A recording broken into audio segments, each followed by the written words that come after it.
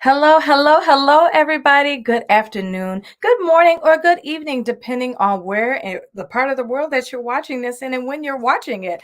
You are watching Get Into It live chats with Kimberly Willis, where we talk about cancer conversations, and we have our survivors here, caregivers here, we have doctors and nurses here, really to talk about this ugly disease called cancer. And I am your host, Kimberly Willis, and I bring you greetings from the United States, from the great state of Michigan, also known as the Mitten State. And I want to give you a great episode today. We have an amazing guest today, and I'm really excited to really get into it with her. But before we go into that, I just want to talk to you a little bit about what I do. I'm a wellness advocate, and I'm here to really help you with all of your advocacy needs. If it's doing things such as clothing, I have inspirational wear. If it's dealing with books, I got you too. And did you know, because we just had National Authors Day, that I'm author of 3 books. If you don't have it, guess what you need to do? You need to go to survivorscorner.net, or you need to at least follow me on Instagram, Facebook, or YouTube at Survivors Corner. So, enough about me. I want to talk about our next guest. She's an amazing person.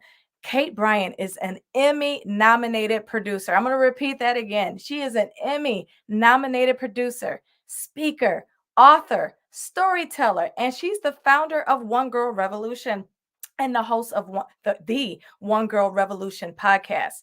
One Girl Revolution is a multimedia platform that uses Facebook, Twitter, Instagram, YouTube, and a podcast to highlight the stories of everyday women and girls who are changing the world through their lives. One Girl Revolution's short documentary, The Girl Inside, was just nominated for an Emmy Award in Outstanding Achievement in Human Interest. And their new second documentary, In Tandem, is receiving great acclaim. Kate has a background in public relations and media, which was led to the start of One Girl Revolution as a way to tell the stories of women and girls that are changing the world, stories that are often ignored or marginalized. Kate holds a bachelor's degree in the liberal arts from Franciscan University and a master's degree in public affairs and PR from the Dublin Institute of Technology in Dublin, Ireland. So I would like to introduce you to our guest today, Kate Bryan. Thank you so much for having me, Kimberly. I'm so excited to be here. Yes, I'm so excited to have you here too, and to have an Emmy nominated person on the show. Like, listen, I know you're humble and you're probably not flexing, but I'm gonna brag on you. That is so dope to have that. Thank you. Thank you. It's still so surreal. It's like when I think about when I started One Girl Revolution, I never even thought that an Emmy nomination would be possible. So it's still incredible. Yes. And as we're getting ready to get into it, make sure that you are liking, commenting, and subscribing to all of our channels so you can see that. But then also, when you're commenting, we're going to show you on the show. We want to give you some love. So make sure you ask Kate some questions that you may have. And in fact, we already have one. Hey, Renee, how are you doing? So let's get into it. So we heard about, your biography, but tell us a little bit more about yourself. Yeah, sure. So I'm Kate Bryan. I just got married, so I'm getting used to the possibility of using my last name Milligan in these interviews. But I'm from Michigan, born and raised here, from Brighton, Michigan, and went to school in Ohio, and then went to Ireland and lived there for a couple of years. And my passion really has always been storytelling.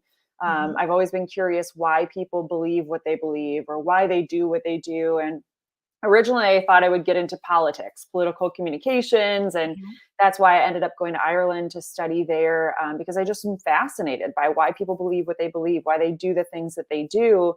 And a lot of times our stories are the things that influence why we do what we do. Even yourself, you went through your own journey, and that's what's led you to Survivor's Corner and all the great things that you're doing. And I think my story for founding One Girl Revolution, or One Girl Revolution, really stems from my own story. I'll say that Mhm. when I was a little girl, I have a really rare immune deficiency called Job syndrome. Mm. And I had terrible eczema as a little girl, itched my hair out. So a lot of times people thought that I was a chemo patient, that I was a kid going through Wow. cancer treatment because I had no hair, or very little of it. And my skin was completely raw. My mom would have to put me in a bathtub to soak the clothes to be able to peel them off. And I was this feisty little kid and always had opinions. And my parents would joke that I was either going to be the dictator of a small nation, um, or the CEO of a Fortune 500 company. And neither of those things have happened yet. But I was this feisty little kid and went to school and had all these opinions and all these hopes and dreams. And in first grade, I went from being this feisty, passionate little kid to being very insular and not Mm. talking. I didn't want to raise my hand in class. I didn't want to draw attention to myself because I was getting bullied. So Yeah. kids would mock me every time I raised my hand. Oh, there's um, Kate with the big eyes, or there's raw face, all these different things that they would say, because my little face was all like raw and itchy because I would itch my skin. And anyways, my parents thankfully are the people that they are and realized that there was something going on. And so my mom put me in Irish dancing and all these different things to build up my confidence, to bring back that little girl, to bring back the girl inside of me. And I think that that's really the heart of One Girl Revolution. Me going through that experience and so many things in my life led me to seeing that there was such a need for women's voices and their stories to be heard in this world. Going into PR and politics and living and working in DC in PR for numerous years, I saw how often women's voices were silenced, or the media would cover women's stories in the way that they wanted to cover because they had 30 seconds to tell some story, and they wanted to quickly kind of edit it to make it the story that they thought was most interesting or that their viewers would be most intrigued by. And I just felt like there were so many missed opportunities for women's authentic stories and their voices to be told and heard. And so that's really how One Girl Revolution started. And it started as a podcast, and now it's grown into an Emmy nominated Yes. documentary series and so many other things going on. But that's a bit about my own journey and who I am. And so now I'm running One Girl Revolution. That's amazing. Tell me about the experience in Ireland, because being a storyteller, you're inspired by everything. Even just looking at the trees, you're just able to just somehow be able to make a story out of it, and to where it is able to penetrate the hearts. So tell me about your experience about studying abroad, how that has influenced your storytelling. That's a great question. And I think that it's influenced my storytelling in so many different ways because I'm a firm believer that we should take opportunities to travel and get to know different cultures and different people Mhm. and have different experiences. And I studied in college, I went to Austria and had studied abroad for a semester. And that kind of opened up my eyes to so many different things going on around the world and different cultures, and getting to know people from all over the world. And then that kind of opened the door to me going to Ireland. And what I'll say about Ireland is I think a lot of times, people on St. Patrick's Day, everybody wants to be Irish, right? Like everybody is Irish Right. on St. Patrick's Day. And I love that. My family's Irish American. We grew up going to the Gaelic League down in Detroit and Irish dancing, like I mentioned earlier. And we knew all the drinking songs, even as little kids, and we would put on shows. And but the thing about Ireland is a lot of times they're a forgotten about population. And I think that was my ancestors. So often they were marginalized or brushed aside, or, many of them came here and were treated like so many other cultures in America, where it's like Irish need not apply, or Mhm. Irish Catholics were treated differently. And I think that that's so important for us to know about our history, to know about our heritage. And I'm so grateful that I came from a family that really embraced our heritage, and I knew so much and know so much just about my ancestors and their journeys to America, and then their journeys while in America. And it's been cool to continue to see those our stories evolve. Our legacy. I know we're talking about legacy, but Yeah. even to know the legacy of my ancestors, I feel like in many ways I'm carrying the torch, and I have a responsibility to be a good example of Mhm. my family name. And I think there's something really beautiful about that. But I think that my travel abroad and studying abroad opened my eyes to marginalized people, forgotten about populations. And that really has led me to doing the Girl Inside, going into Cook County Jail in Chicago and interviewing women. Women are the fastest growing population in jail and prison. And why are we not talking about that in the world? That's a forgotten about population. Or the missing and murdered Indigenous women. I'm working on a project right now with one girl about that, a forgotten about population, something that we don't talk about. And so I think that it's so important to have these opportunities to tell stories. That's what I love so much about what Mhm. you're doing too. There are so many survivor stories and different types of survivors, right? People that have survived cancer or are surviving cancer, or the caregivers, like you mentioned, or doctors. It's so Mhm. many different facets to stories and to our stories. And I think that those need to be embraced, and opportunities. We need more opportunities to tell these stories. Absolutely. And that's amazing work that you're doing to be able to highlight these stories. I know people's lives are touched when we're able to tell these stories, and for you being so instrumental and being so intentional about bringing those stories to life. I know that I appreciate it, as well as everybody who is a part of your One Girl Revolution family.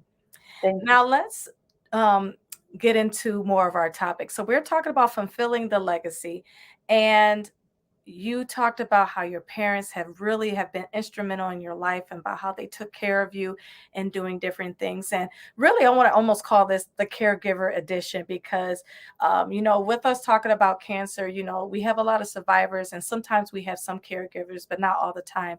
And you recently had to be a caregiver for your mom. So dive a little bit and tell us about your mom, and we'll get into that story.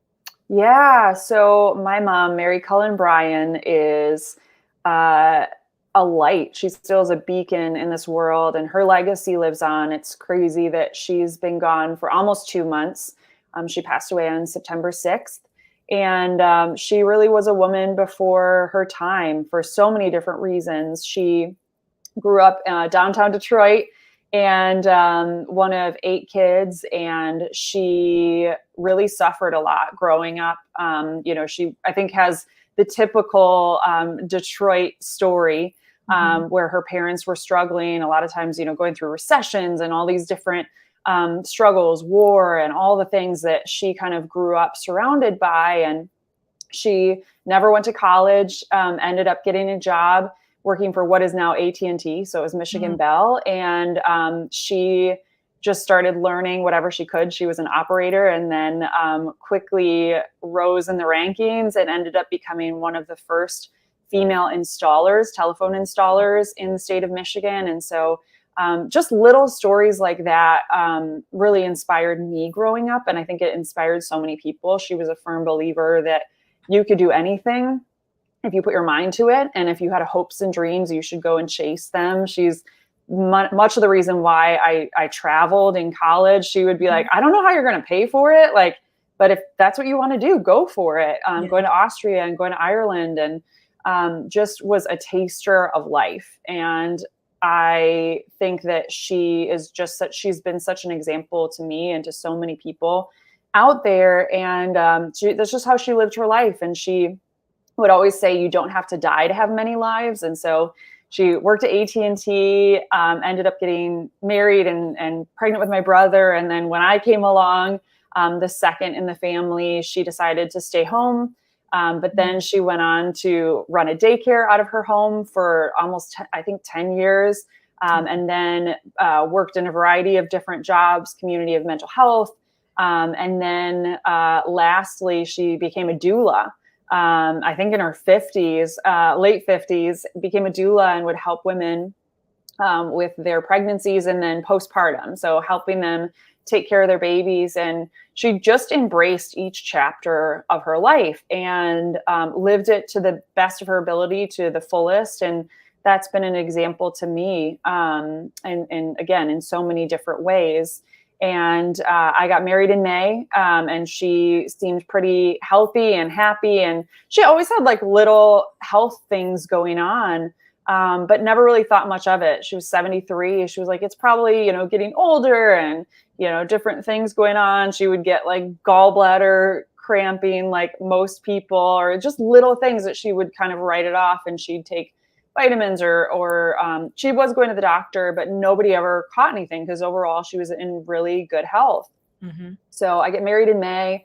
Thankfully, she was at the wedding. And then in mid-June, things just started to take a turn where she started having all these difficulties, and she was really lethargic, and days where she couldn't get off the couch or she couldn't stand and do a load of dishes. She would pull a chair over and sit on the chair and wash dishes. And I remember she didn't kind of tell us what was going on in great detail, but she started kind of telling us, my siblings and my dad and myself, like that these things were going on. And so we started kind of piecing things together. And finally it got so bad at the end of June that we were like, you have to go to the ER. Like, you have to go to the ER. We're taking you to the ER. Pretty much had to drag her. And she's such a tough cookie. She's been through so much. She has been through so much in her life, in her childhood, in her adult life. Our family has been through so many difficult chapters, and she just has been a fighter throughout her entire life. And so I think even in that moment, she was like, I'll be fine. Like, I don't need to go, but got her to the ER. They took all her blood tests, everything, couldn't find anything. Oh, you're really healthy. All your organs look great. And then she got sent home. They thought it was maybe something with her heart. Like, she had a little heart murmur that she's had her entire life. So they were like, we're going to have you do a stress test. And kind of the breaking point was she called the next day. So the end of June, she called the next day, the Michigan Heart Association or wherever you call to make the stress test appointment. And they said, oh, we can't get you in until July 11th. And Kimberly burst into tears, and she was like, I don't think I'm going to make it to July 11th. I need to get in to do this heart, because we were at that point, everybody, including the doctors, were thinking it had something to do with her heart. And she was like, something's wrong. I need to get in sooner. So she calls us crying. And I was like, you're going back to the ER. Like, we're doing that. And in the meantime, we have a nurse practitioner that we go to just for holistic advice and different things. And so my sister took my mom to that nurse practitioner, who my mom has always really respected her opinion. And even she was like, you need to go to the ER right now. And this is what you need to say. I don't think it's your heart. I think it's all these other things. You need to tell them. And you need to tell them this, that, and the other thing. They need to do these tests. She goes back to the ER. So this is 2 days after the original ER visit. And that's when they did the CT scan that found that there was something in her liver.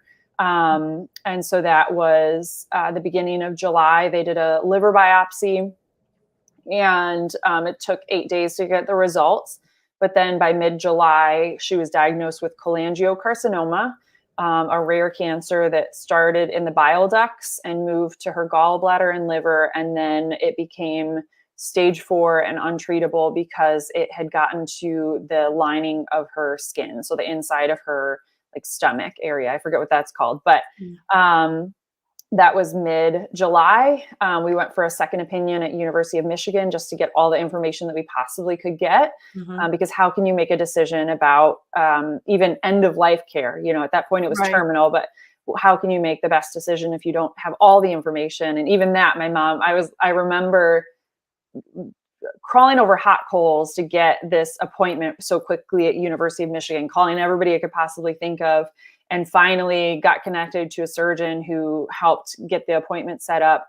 And I remember having to like prep myself to tell my mom, like, hey, you're going to go for a second opinion. Because I knew at that point she just was done with doctors and done with she'd been in the hospital for almost 2 weeks. And so she just was done. But she went for the second opinion. They told her at that point, mid-July, that she had 3 months or less. It was untreatable. She might be able to do like a chemo treatment. There were a couple of different options, but it wouldn't have prolonged her life. And instead it would have just made her miserable. They were like, you're already 73. You have all this stuff going on. It might prolong your life a couple of weeks or a couple of months, but not longer than that. And so she and we ended up making the decision that she didn't want to do any of those treatments. And we respected that. I think everybody's cancer journey is different, and it's them, their choice, how they want to deal with it. And she ended up passing away. So she went into hospice at the end of July, and then hospice at home. So we were able to care for her up until her very last breath. And she passed away on September 6th, 2022. What a journey. I know to be able to tell this story so soon is a lot. And I just thank you for your courage and your bravery for being able to be open to talk about this. I know it's hard to hear when someone has been diagnosed with cancer, but tell me your take with not only hearing that your mother was diagnosed with cancer, but then also the prognosis.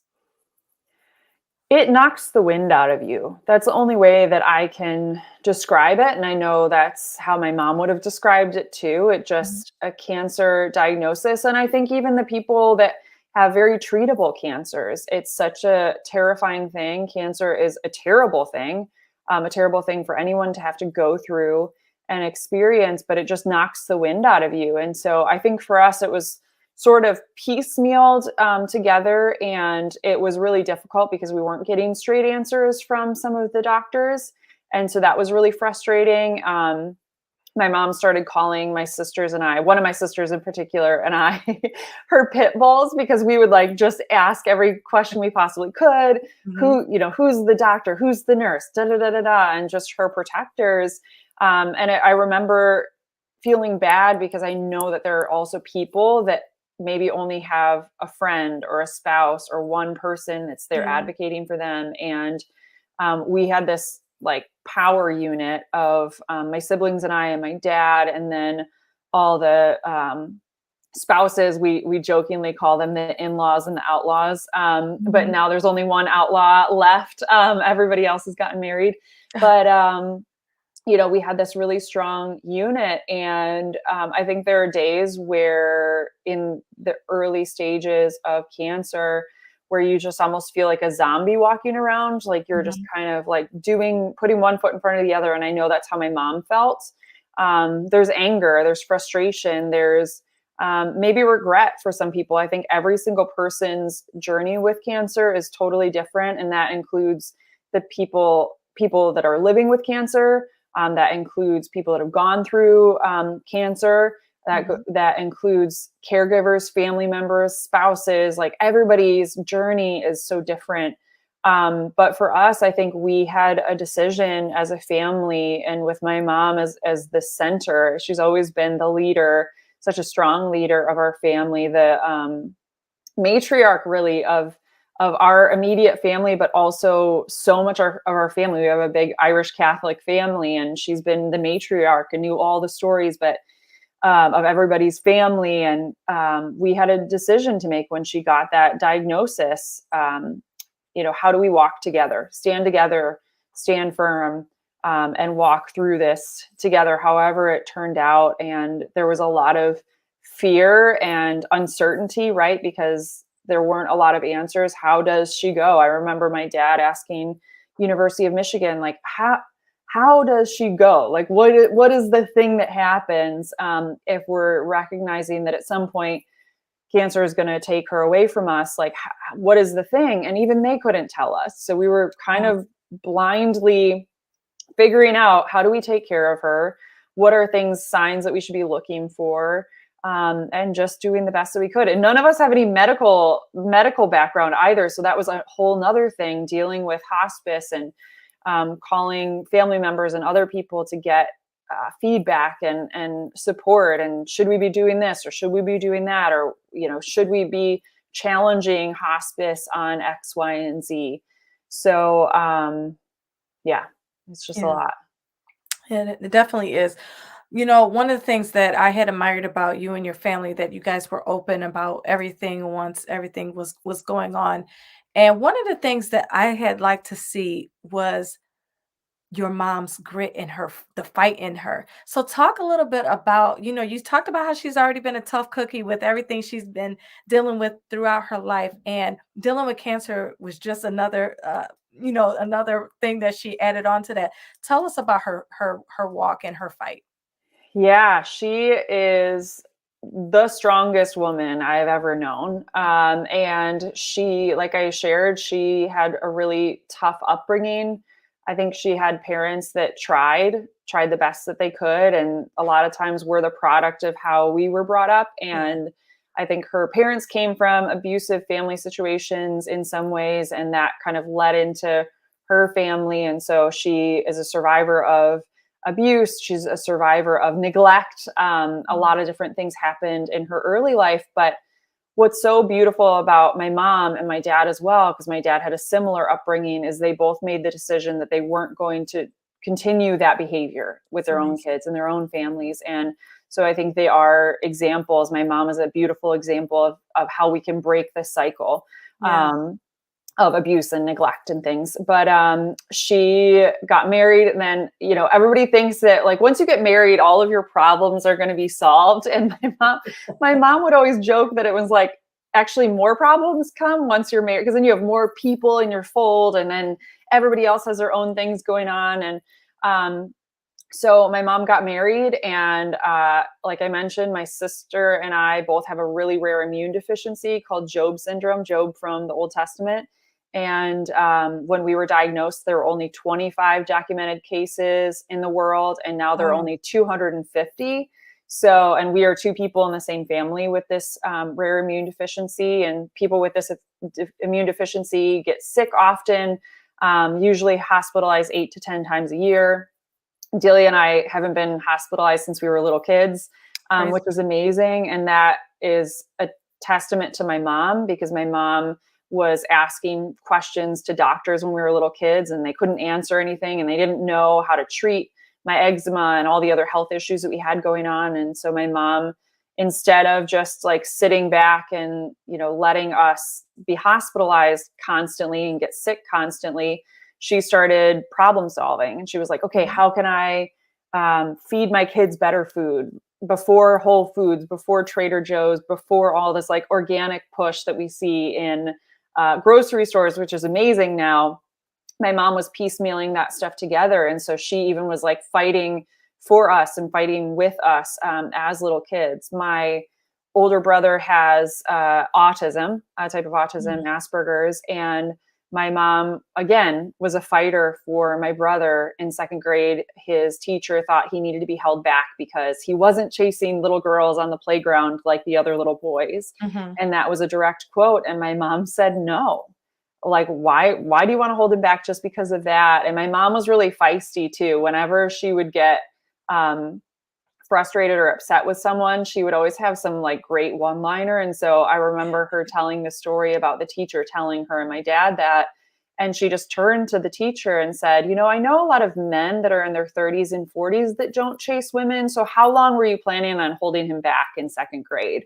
Wow. And my brother's now a professor at Clemson, like, because of my mom fighting for him and asking questions and fighting for us, like, he was able to go so incredibly far, and he just continues to excel in academia. And then my sister Moira, who I didn't mention, she has her own stuff, and my mom was a fighter for her and just really advocated for us. And then so all of that stuff is going on when we're little kids. And when I was 4 years old, my dad, on his 33rd birthday, which is also interesting, was at a conference in Wisconsin and fell, as far as I know, he fainted. He fell and hit his head on a tile floor, internal bleeding. They didn't think my dad was going to survive. So here my mom is, 4 little kids.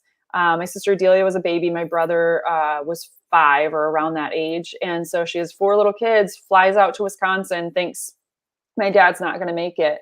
And my mom fought for him, and she challenged him to be a fighter. Wow. And now he's still alive today and, has little health issues because of his head injury, but she fought constantly for all of us. And she wouldn't just take anything that life dealt to her. She wouldn't just take it lying down. She was going to ask questions. She was going to look around. And again, like, this is the time before Google. In her last few years of life, I would joke that she had her own, pretty much was running her own news corporation off of her Facebook page, because she would share everything. She would look things up. She'd Google things. She'd Siri things on her phone, just trying to figure out, ask questions.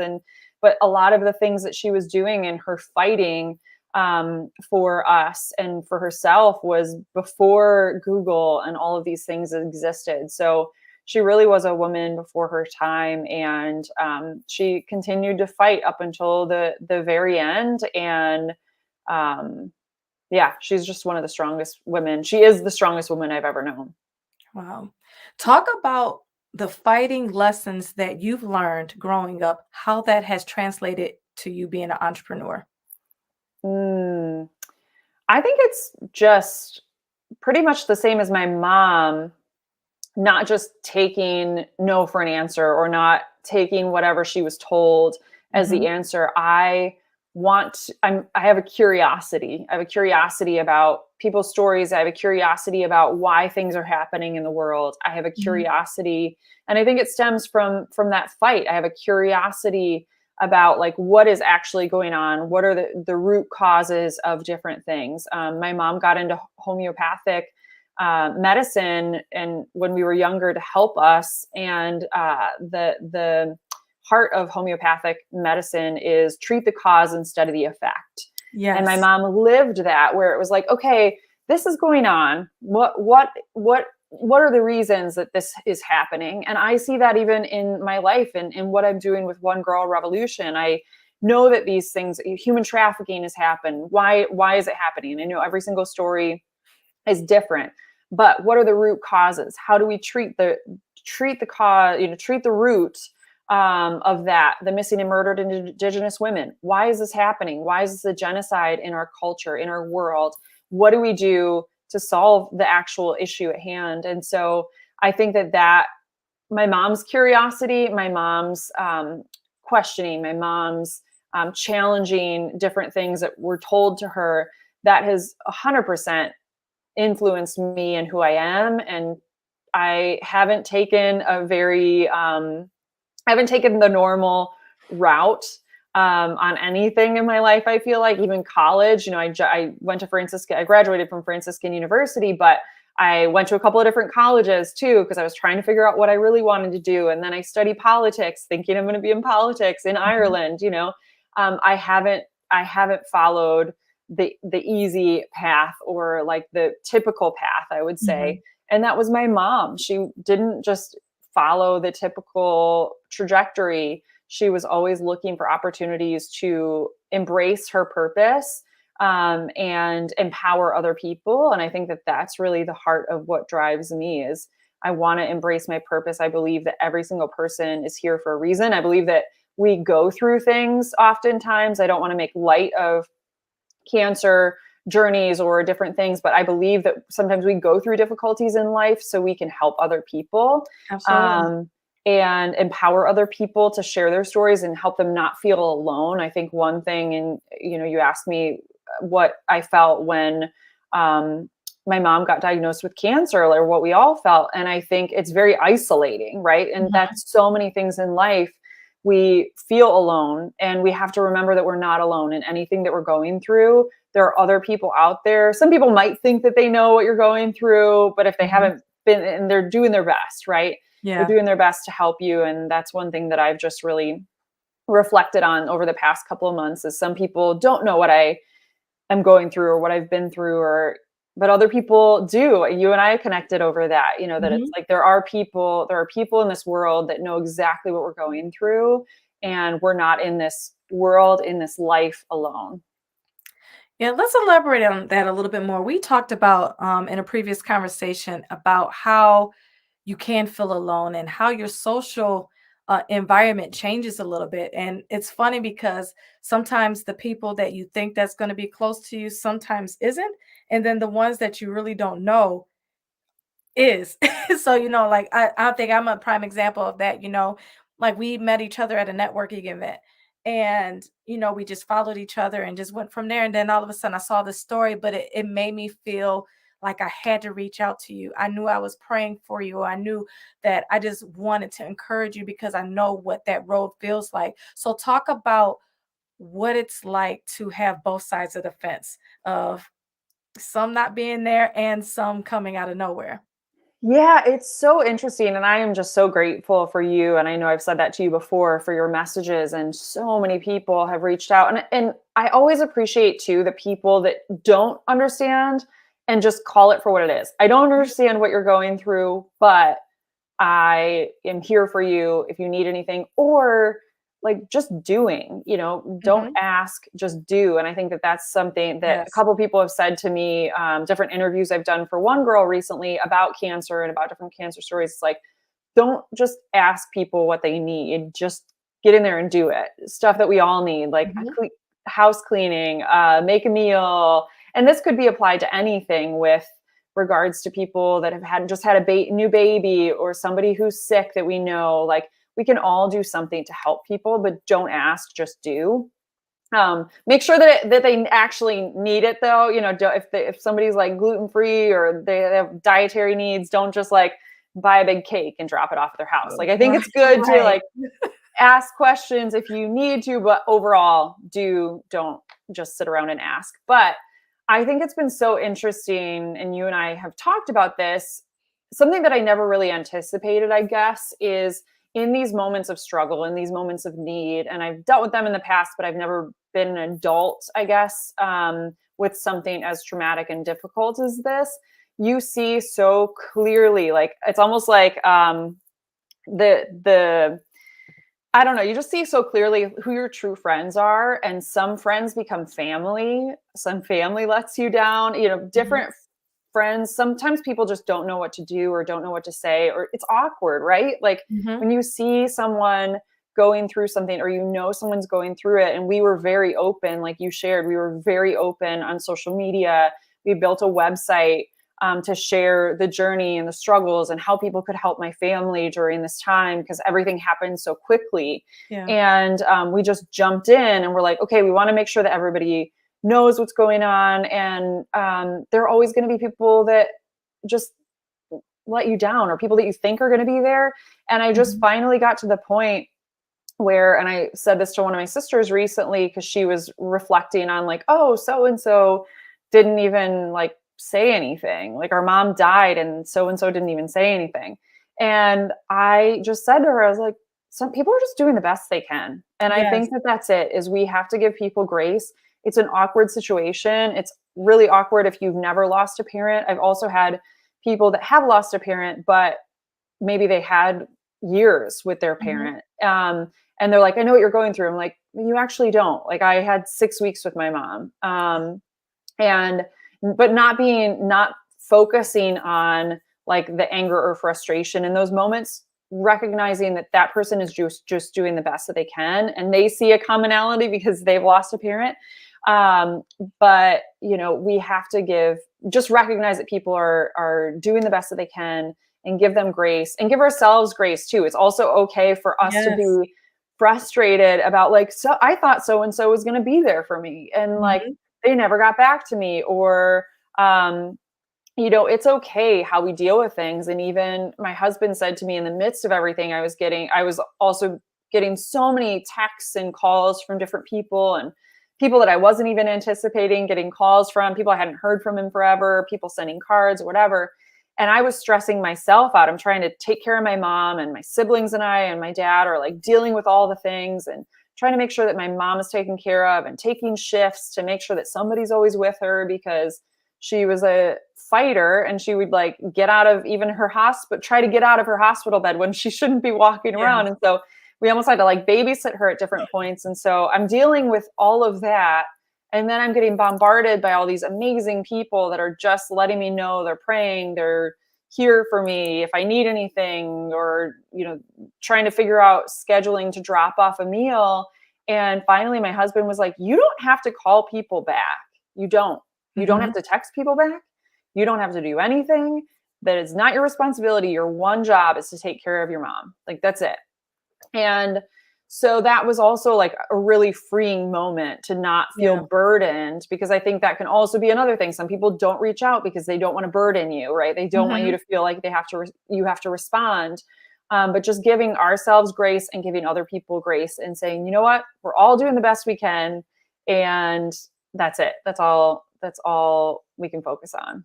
I love that. I think also being very open about, hey, how can I best show up for you? Mhm. Because everybody's different. Some people like, I need to be by myself. And you could say, hey, I'm going to give you a little bit, but I'm going to be checking in on you because I don't want you spiraling down. So I think having those important, intentional conversations is very key because, again, if you could customize it to that person. So it's letting you know that you're available, but then also that person is telling you how they want to proceed in that, so you don't feel like you're burning them and things like that. We do have a few comments out there. We have one from LinkedIn that says, yes, I agree. Prepping meals is a great way to serve someone in need. Thank you for commenting. But then we also have a question from Renee. She said, what advice would you tell a woman or a man that is going through their first stage of cancer? Thanks for asking that question. Yeah, it's hard for me. I feel, Kimberly, you might be a better person dealing with that question. But I think for me is everything is mind over matter. Or I don't know Yes. if everything is, but a lot of things are. And it's all like how you have to prepare for, it is a battle. Cancer is a Mhm. battle for the person walking with cancer. It's also a battle for the family. And so I Yes. would say like the best armor that you can have is obviously community. So Mhm. stick close to your family, find your army, whatever that looks like. If you have close friends, and some people will surprise you. Like I said, Mhm. some people will be there for you in ways that you never would have anticipated. And I 100% had that. And I'm so grateful for those people that were just there when I needed them. But I think mindset is so critical and important. And so whatever you need to do there, it's okay to have these moments of, one of my friends always calls it sitting in the suck. You're sitting Mhm. in the suck of what's going on. And so we would talk about that often with my mom. It's like, we're sitting in the suck with you. I don't know what you're going through. I don't know how to help you in this moment, but I'm sitting in the suck with you, and I'm Yeah. here and I'm walking with you. So I think it's okay to have those moments where you're sitting in the suck and you're feeling like Eeyore and you hate the world and you're mad and you're angry and all the things. But it's so important to pull yourself out of that. And so however you do Yes. that, find your thing. If you love to mindlessly scroll on Instagram or TikTok and watch silly videos, and that's what brings you joy. I know I was sending Do my it. mom all kinds of like silly dog videos and baby videos because she always like had a heart for babies. Mhm. Um, and that would like bring her moments of joy. And so find your thing, or maybe it's meditating, or maybe it's going to church, or maybe it's just going and sitting outside. Maybe you don't have the strength to walk around the block, but go and sit outside for a few minutes and get some sunshine. But whatever your thing is, find ways that every single day you can change your mindset, because that's how you're going to get through it. Yeah, no, that's good. I would have answered it honestly the same way because all the information that you're getting ready to get from all the doctors and things like that, you have to prepare yourself for that. And for those moments when you have those human moments that is okay to have, that's when your community comes in. That's when your faith comes in. All of that stuff plays together and intermingles with each other to be able to get you through those first stages with that, or especially when you keep hearing bad news after bad news or even good news. Like, you just need to keep this positive mindset. And that's one of the things I admired about your mom. Despite what the outcome she knew it was going to be, she still lived life. Sometimes that when we know we are facing an end of something, that we turn off and we don't allow ourselves to continue to live, still live, be in the present, live each day like it's your last. Don't speed up the process. You know what I'm saying? So like, even though that you can be dealing with a grim um prognosis or a grim circumstance, you can still change how you handle each minute, hour in the day. That's so key. We're getting real close, and I want to get a few more questions in. Dealing with the death of a loved one, I believe, changes you. And you talked about how both your mother and father used their past and they flipped it and turned it to a good. So, using this painful situation, how has this changed your drive for One Girl Revolution? I feel like I have a responsibility. I feel like my mom is like watching me more than she was One Girl's biggest fan, and I've had her on the podcast, which was such a gift. I'm so glad that I had her on um, just a few months ago, and got to capture her story. Mhm. But she was my biggest fan. She was One Girl's biggest fan. She would share everything constantly, was telling everybody about it, would listen to all the episodes. And so now I feel even more of a responsibility. I always like wanted to know what my mom thought about different episodes. And a lot of times she would find stories and guest ideas for me to have on. And I feel like her legacy lives on through me, through my siblings, through One Girl Revolution, through my dad. And we Mhm. all have a responsibility to be a good example of her life and her legacy, and to share her stories, to talk about her as Right. well.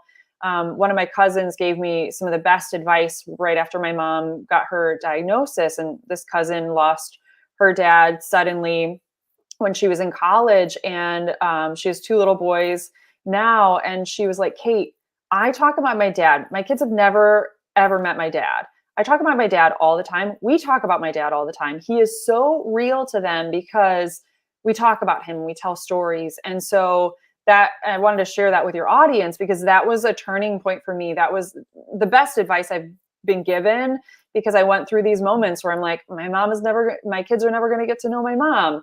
My this generation is going to miss out on having like this amazing granny, because she was such a light to so many kids and so many of my little cousins. And but we need to tell stories, and thankfully we're from a different generation. I know years ago it used to be like, when somebody passed away, don't talk about them, don't tell Right. stories to the kids. No, we need to talk about them, and their legacy lives on. That's good.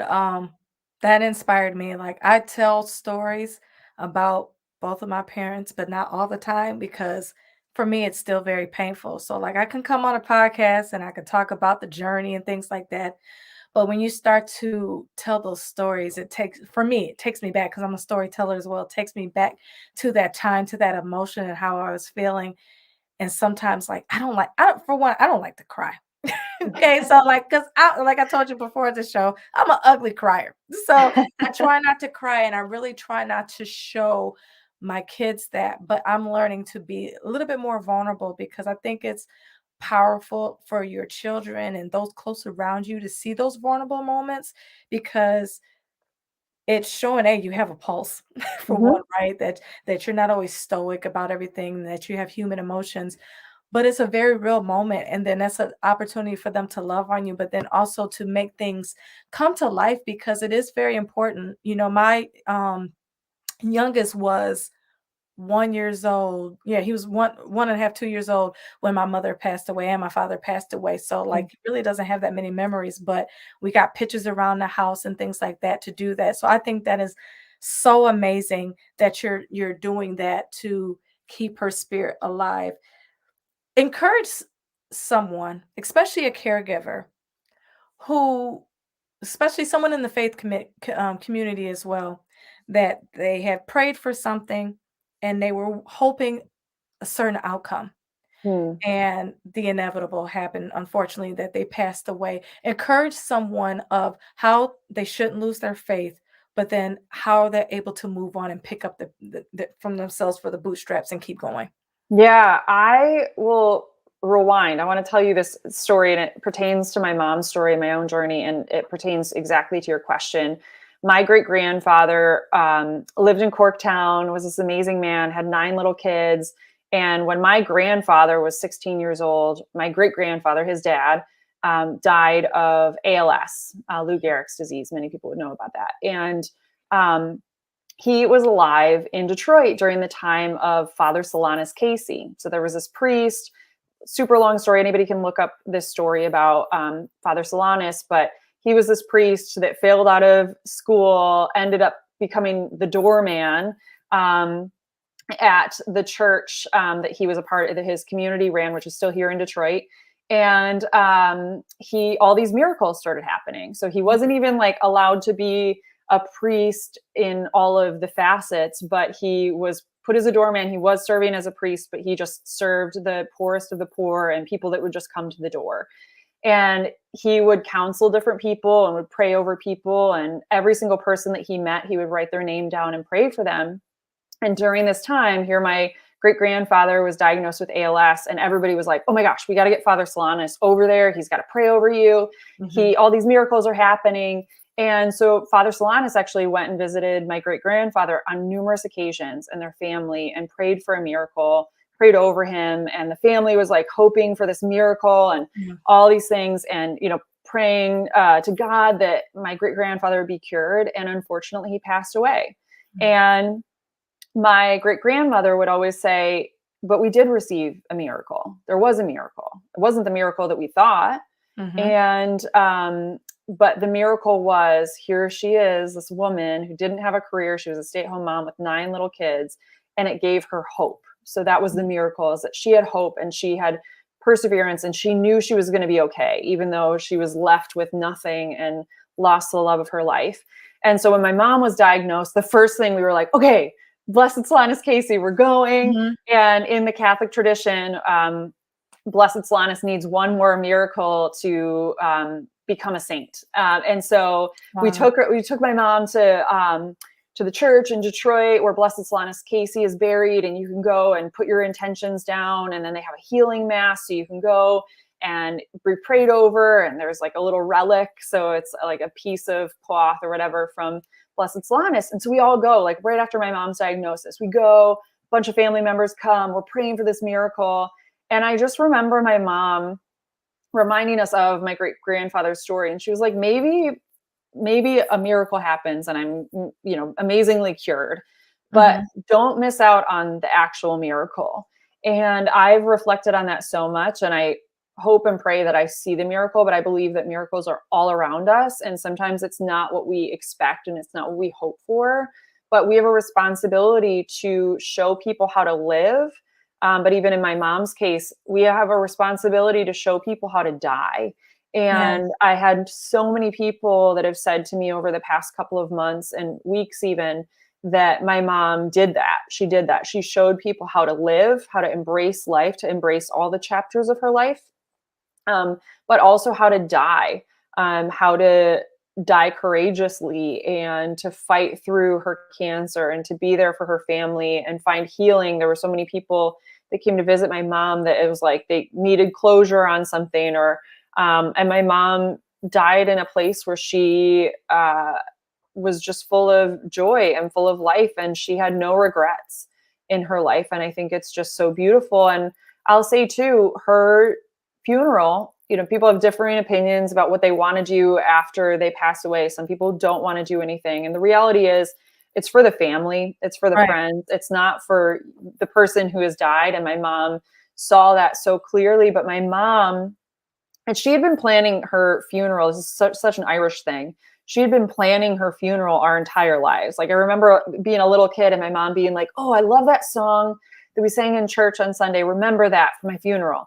So when she got the diagnosis, she right away was like, sit down. We sat down one day and I was like, okay, what were all the songs you wanted?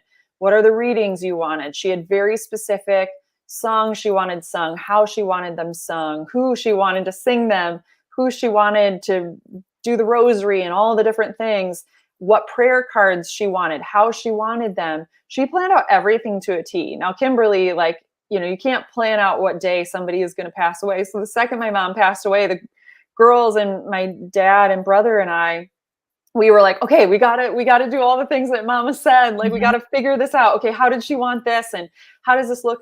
And her her funeral and the visitation were such a celebration of life, and everybody felt that.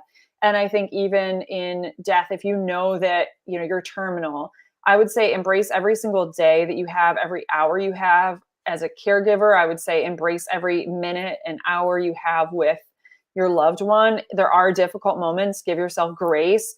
You're Mhm. allowed to be mad and angry. I like got really frustrated. My birthday was like right in the midst of my mom's um, cancer journey, and she was having a really rough day, and not a single person in my family, they would all tell you this story too, so I'm not like telling any family secrets, but not a single person recognized my birthday until like 5 p.m. And I like burst into tears. I'm 38 years old. Like, why am I crying? But I was like so upset that like nobody, not even my mom, recognized that it was my birthday.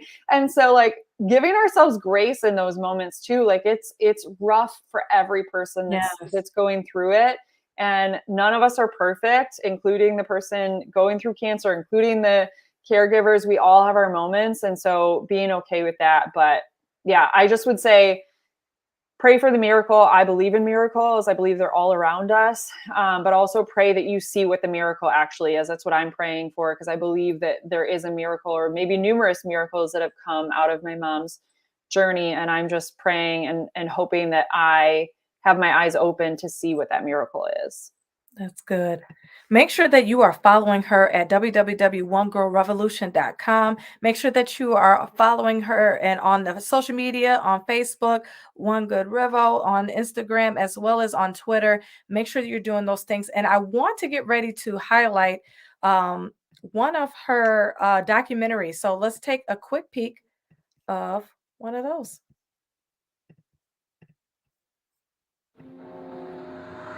It's been a really hard road, but also like what's the most rewarding? Every fucking thing.